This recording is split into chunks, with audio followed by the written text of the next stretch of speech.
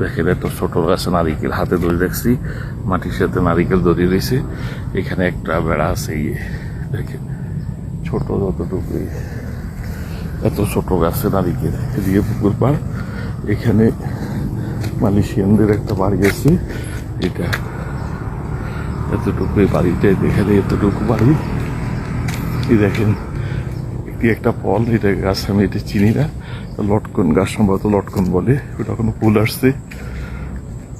আর এখানে রামবুতান গাছ আছে, রামবুতান ফল, এটা বাংলাদেশ হয়েছে, দেখছেন কত পড়ে নিচে নিচে। এটা মালয়েশিয়ান পাতাটা দেখেন কেউ খায় না, দেখছেন এই গাছের নিচেও পড়ে দিছে।